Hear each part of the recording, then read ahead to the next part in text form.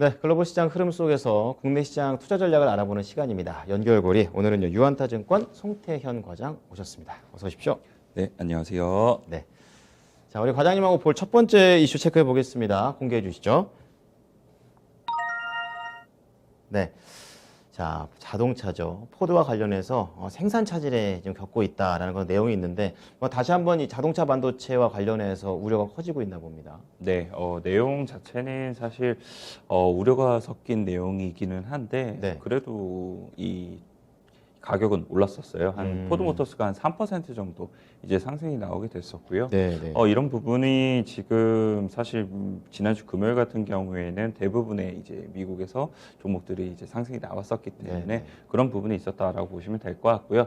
하지만 이제 자동차 업체들에 대한 주가 자체가 요즘 계속적으로 힘들고 있고 이런 부분에 있어서 주가가 가지 못했던 원인이 이런 부분이 있었다라고 보시면 될 것 같습니다. 네. 이 포드모터스 같은 경우에 이 반도체 공급 경색에 따라서 다음 주부터 F150 그리고 픽업 트럭하고 다른 두 대의 생산 감축을 하겠다라고 이런 발표를 내놓게 됩니다. 네. CNBC에서 나왔던 내용이었었는데요. 캐나다 공장 하나하고 미주 공장 하나가 이제 이 8월 30일부터 중단 계획이 있다라고 얘기를 하게 되고요. 그렇군요. 다음 주를 기점으로 해서 디어본시의 이 생산 시설 가동 시간 역시 감축할 예정이 있는데 이 동시설 같은 경우에는 F150 모델이 생산이 되고 있다라고 이야기를 하고 있습니다. 사실 그렇군요. 이 F150 모델 같은 경우는 포드 모터스에서 상당히 밀고 있는 이제 이 모델 중에 하나인데 그렇군요. 관련돼서도 반도체에 대한 공급에 대한 부분이 계속적으로 문제가 되고 있고 이런 부분 자체가 사실 2분기 때도 포드를 상당히 힘들게 했었었는데 그랬군요. 이게 3분기에도 계속적으로 이어지고 있다 이렇게 좀 보시면 될 것 같습니다. 네, 네. 그리고 이런 부분 자체가 포드 모터스에만 국한된 것이냐 아니면 다른 자동차 이 회사들에게도 이런 부분이 해당이 되고 있는 거냐 네. 이 부분을 봐야 될 텐데 그렇죠. 이 폭스바겐 같은 경우에는 최근 칩 부족 사태로 생산이 추가적으로 감축이 될 것이다라고 그렇군요. 얘기를 예. 했고요. 3분기에 칩 공급의 변동성과 제약이 확대될 것으로 예상이 되고 있다라고 발표가 나왔던 부분이 있었습니다. 그렇군요. 그리고 이러한 부분이 독일 업체만 들어가는 것이 아니라 네. 이 일본 업체인 토요타 같은 경우에도 사실 19일 날 이런 부분이 발표가 나왔던 부분이 있었었는데요. 그랬죠. 그때 당시에 이제 블룸버그에서 내용을 보게 되면은 24일부터 9월 말까지 일본 안에 있는 공장 14곳을 뭐 하루에서 많게는 22일 동안 가동 중단할 것이다. 라고 그렇군요. 얘기를 했던 부분이 있었고요. 네, 네. 도요타의 이제 이 본부장인 구마쿠라 본부장 같은 경우에는 현재 동남아에서 코로나19가 퍼지고 있는데 이에 따라서 계속적으로 이 봉쇄가 이제 이 시행이 되고 있고 네. 여러 공구처의 가동에 큰 영향을 주고 있다라고 이야기를 하고 있습니다. 이런 부분이 계속적으로 이야기가 나오는 게 이 말레이시아 쪽에 이 차량용 반도체에 관련된 회사들의 공장이 몰려 있는 부분이 있게 되는데 네. 이 독일의 이제 인피니온이라든지 네. 아니면은 일본 같은 경우에 르네사스라든지 네. 그리고 네덜란드의 NXP라든지 네. 이 회사들 자체가 이 인건비를 사실상 감축을 시키기 위해서 말레이시아로 많이 이제 공장을 생산 시설을 이동을 시켜놨던 부분이 있었었는데 네, 그랬는데요. 말레이시아가 이제 코로나19가 더욱더 확산이 되게 되면서 6월 달부터 이제 봉쇄가 더욱더 강화가 되게 됐었고 그에 따라서 이제 생산에 대한 부분을 잘 돌릴 수가 없게 되니까 노동력도 이 없고, 차량용 예. 반도체에 대한 이러한 이제 공급 부족 이슈가 더욱더 길어지고 있다라고 보시면 될 것 같고요. 그렇군요. 이러한 부분에 있어서 또 하나의 더 우려감이 높아지고 있는 거는 네. 얼마 전에 TSMC의 주가가 많이 상승을 했던 부분이 있었잖아요. 예. 그때 나왔던 뉴스가 이제 이 반도체 가격 관련돼서 20%를 인상을 할 수 있다. 그랬죠. 라는 이야기가 나왔기 때문이었습니다. 그런 부분에 있어서 이 TSMC가 올리게 되면 아무래도 이제 뭐 삼성전자라든지 아니면 글로벌 파운드리라든지 SMIC 같은 경우에도 대부분의 반도체 가격이 올라가게 네, 될 네. 거고 이런 차량 반도체 같은 경우에도 일부의 이 물량 같은 경우 TSMC 이제 이 생산에 대한 위탁을 맡기는 부분도 있었었거든요. 그런 부분까지 생각을 해보게 됐을 때 안 그래도 차량용 반도체 관련돼서 부족해서 구할 수가 없는데 그렇죠. 그 가격 역시 이번 TSMC 인상으로 인해서 올라가게 되면 결국 자동차 업체들 같은 경우에는 이러한 이제 수익성이라든지 이런 부분이 더 안 좋아질 수밖에 없다. 라고 볼 수가 있는 것 같습니다. 그래서 일단은 주가가 이 지난주 금요일 날 상승이 나오긴 했었지만 네. 계속적으로 이런 부분이 발목을 잡고 있다는 점은 좀 감안을 해보셨으면 좋겠다. 이렇게 말씀드릴 수 있을 것 같습니다. 결국 이러다가 차를 살려는 이제 소비자들한테까지 이런 가격이 전가되지 않을까 좀 이런 생각 드는데 관련된 종목들 완성차들 봐야 됩니까? 국내 같은 경우에도 지금 보시게 되면은 사실 국내에서 요즘 보게 되면 자동차 업체들 같은 경우에 사실 뭐 계속 현대차 그룹이 뭘 하겠다라고 이제 네. 공개라든지 이런 부분을 하고 있는데 이 현대차 기아가 많은 부분 상승이 나오는 것보다는 그 여타의 뭐 수소 관련된 업체들이라든지 네. 이런 쪽이 훨씬 더 강하게 움직이는 부분이 있습니다. 그에 따라서 역시나 이제 이 차량용 반도체에 관련된 이 공급 부족 이슈 이런 부분이 계속 드리워지고 있기 때문이다라고 말씀을 드릴 수가 있을 것 같고요. 네. 그나마 이제 완성차 업체에서는 이제 탑픽이 예전 같은 경우에 현대차로 더욱더 많이 쏠려있던 부분이 있었었는데 이제는 실적에 대한 부분이 현대차에서 기아가 더욱더 잘 나올 수 있을 것이다. 이러한 이제 부분 그리고 2분기 실적이 현대차보다도 기아가 훨씬 더 좋게 네. 나왔었거든요. 그런 부분에서 생각을 해보게 됐을 때도 기아로 이제 탑픽이 완성차 업체에서 변경이 되고 있고 그에 따라서 수급적인 부분을 보게 된다 하더라도 네. 기아가 훨씬 더 이제 좋을 수 있는 부분이 있다라고 저는 생각이 되고 있습니다. 그래서 완성차 업체에서는 이런 부분이 주가에 어느 정도 반영이 된 부분이 있기 때문에 일단은 저가에서 메리트를 가지시면서 매수를 좀 생각을 해볼 수 있는 부분이 있을 거고 네. 그리고 완성차 업체 중에서는 기아가 조금 더 나을 수 있다라고 말씀을 드릴 수 있을 것 같고요. 부품 업체들 같은 경우에는 저는 현대 위아 괜찮을 수 있을 것 같아요. 그렇군요. 왜요? 이 현대 위아 같은 경우에 지금 현대차 그룹이 계속적으로 친환경 자동차로서의 이제 전환을 계속 진행을 하고 있잖아요. 그러고 있죠. 물론 그런 부분에 있어서 당연히 부품주가 현대모비스가 많은 역할을 할 걸로 예상이 되고 있는데 네. 현대 위아 같은 경우에도 이런 부분에 있어서 내재화에 많은 수혜를 받을 수 있을 것으로 예상이 좀 되는 부분이 있고요. 그렇군요. 그리고 얼마 전 이제 테슬라 AI 데이에서 보게 되면은 네. 로봇 관련된 부분이 상당히 많이 이제 그렇더라고요. 힘을 실어줬었잖아요. 맞아요.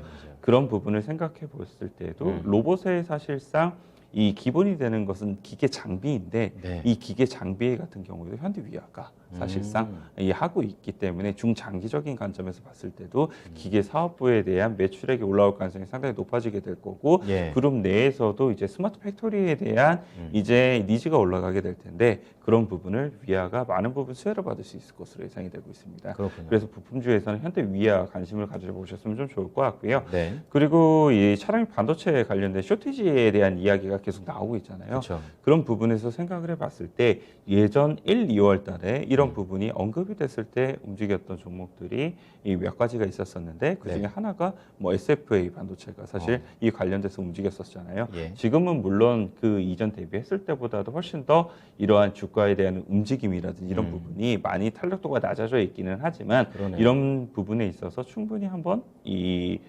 수급이 들어올 수 있는 여지는 있다라고 말씀을 드릴 수가 있을 것 같고요. 네. 그 외에도 이제 칩셋 미디어 같은 경우에도 사실 뭐 NXP라든지 아니면 아까 말씀드린 인피니온 같은 경우에 이 부품 공급사라든지 아니면 IP 제작권을 이제 납품을 하는 부분이 있거든요. 네. 그래서 그런 것으로서 이 생각을 해보게 됐을 때 칩셋 미디어 같은 경우에도 좀 관심 있게 보셨으면 좋겠다 이렇게 말씀드리도록 하겠습니다. 네. 방금 전에 국내차, 완성차 그리고 부품 그리고 관련돼서 반도체 부족과 관련해서 수혜를 일정 부분 입을 수 있는 종목들에 대해서 짚어드렸습니다.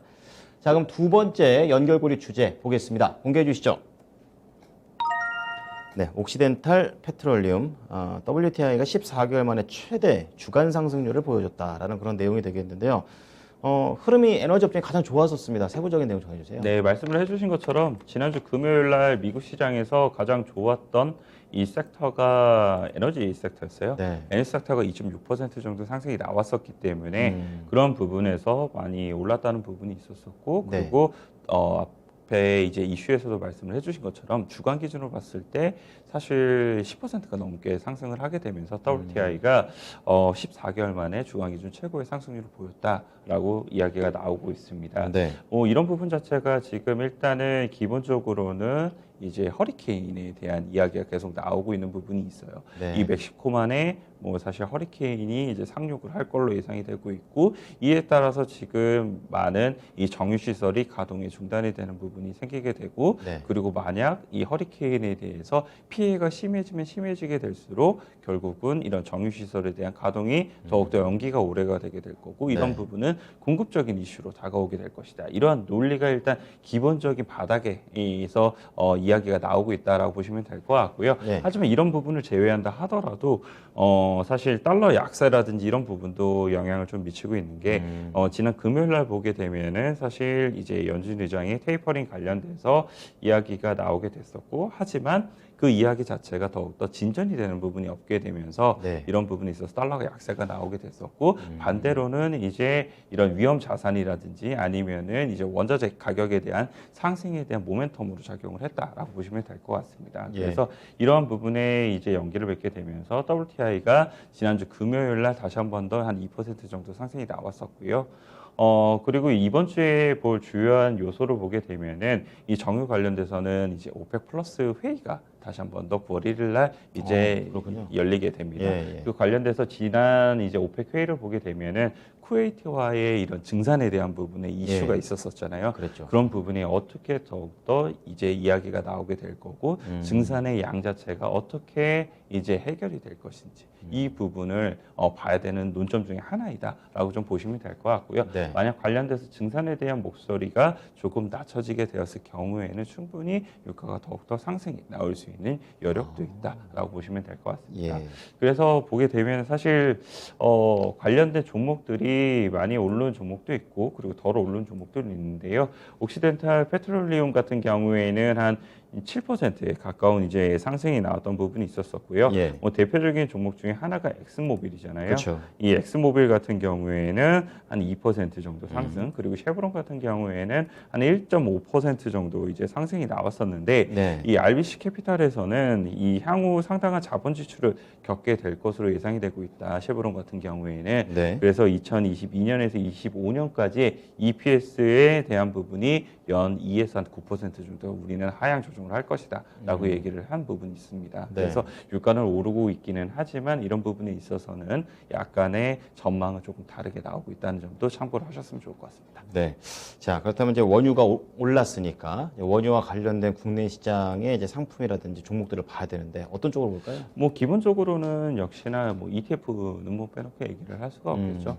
ETF 같은 경우에 이제 코덱스 WTI 원유 선물 같은 경우에는 네, 네. 뭐 사실 이 원유를 그대로 이제 추종을 하게 만들어주고 있는 이제 상품이다 보니까 네. 원유가 추가적으로 오펙에서 이제 이 공급에 대한 이슈가 조금 줄어들게 되면은 상승을 할 수 있다는 점에서 감안하게 되었을 때 충분히 이 투자의 아이디어로서 활용을 해볼 만하다라고 말씀을 드릴 수가 있을 것 같고요. 네. 나는 이제 조금 더 가격의 상승폭이 크고 이런 이제 이 상품을 해보고 싶다라고 말씀을 하시는 분들 같은 경우에는 네. 레버리지 상품이 또 있어요. ETF든 ETN이든 있는데, 이 레버리지 상품 같은 경우에는 예전에 사실 이제 이 코로나 사태가 일어났을 때 이 네. 원유가 마이너스까지 가게 되면서 상당히 무리를 많이 일으켰던 상품 중에 하나인데, 물론 지금 이 과정 속에서는 어차피 원유가 1% 올랐을 때 한 2% 정도의 이제 움직임이 나올 수 있게 설계된 상품이라는 점을 감안하게 됐을 때는 충분히 투자의 아이디어로서 활용이 가능하기는 하지만,